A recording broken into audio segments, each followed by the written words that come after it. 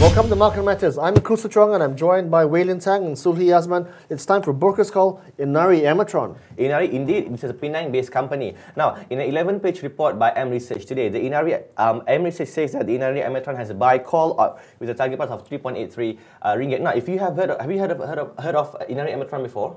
Yeah, I think I spoke to them a few years ago when they went for IPO. Very small company, then ACE market listed, and they graduated to the high school from there. From the main market, correct. And Inari Amertron, they have 9 facilities in Malaysia, China and the Philippines. Now, the stock price has appreciated by 17% from 2.89 ringgit on August 12. Now, if you look at the Inari Amertron, right, why did the AMResearch like the stock? Well, first of all, you look at the earnings. The earnings are quite steady with a net cash position of 230 million ringgit. Now, that is after stripping out total borrowings, etc., or equivalent to 31 cents per share. If you look at the earnings, right, revenue went up by 14% and net profit went up by 40%. Quite steady there. Another thing that AMResearch like about the stock is that they are forecasting a surge in growth in demand of the RF chips, which is actually contributing 70% to their revenue. If you look at, they are actually supplying a lot of RF chips to bigger companies like Avago, which is the preferred one. One of its main client, and it's actually Nasdaq listed. It is Nasdaq listed, correct. Yep. You know, they have a joint headquarters in the US as well as in Singapore. Avago is one of the largest semiconductor companies in the world. And their clients, you know,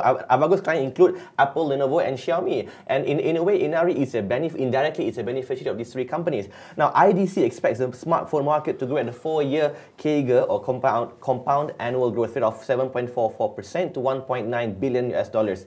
Now, if you look at the earnings forecast, right, AMResearch says that they are forecasting Inari Amertron to post a CAGR of 16% between FY15 and FY18. Now, such expectations are actually quite high given the fact that Inari Amertron is expanding their facilities in Penang. And I understand when you went to the media briefing about that. I actually met Inari Amertron a few weeks ago in a media briefing. So I spoke to Dr. Tang, who is the vice chairman of Inari Amertron.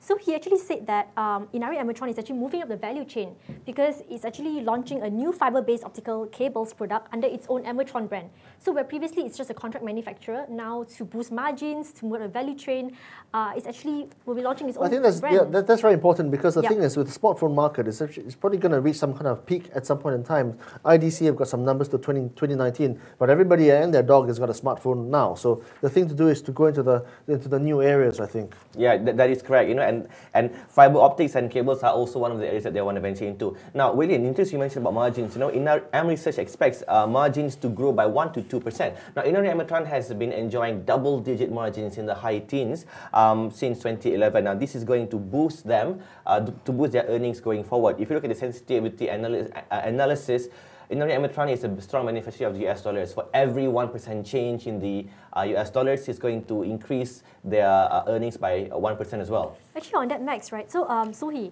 so in terms of the US dollar, while he actually writes the strengthening US dollar, but the company, Dr. Tan, actually cautions because he said the ideal rate for the company would be at 3.80. Anything beyond that may be a bit detrimental to the industry, according to him, because of a few factors. Firstly, its input cost is in USD, capex is in USD, and also you would see the onset of inflation and wage inflation. So you actually see skilled workers leaving. But be that as it is, Inari is a big beneficiary, so it's no surprises that AMResearch likes the stock. Firstly, it's got 230 million ringgit net cash on the balance sheet. Secondly, they supply to smartphone makers like Apple, Lenovo, and Xiaomi, of course, and that's a strong market at least 2019. The third thing is, of course, the fact that, as you point out in your notes here, Max, or Sulhi, they're going to be paying dividend policy of up to 40% of net profits annually. So that's going to give them a nice 3% dividend yield, which is not bad.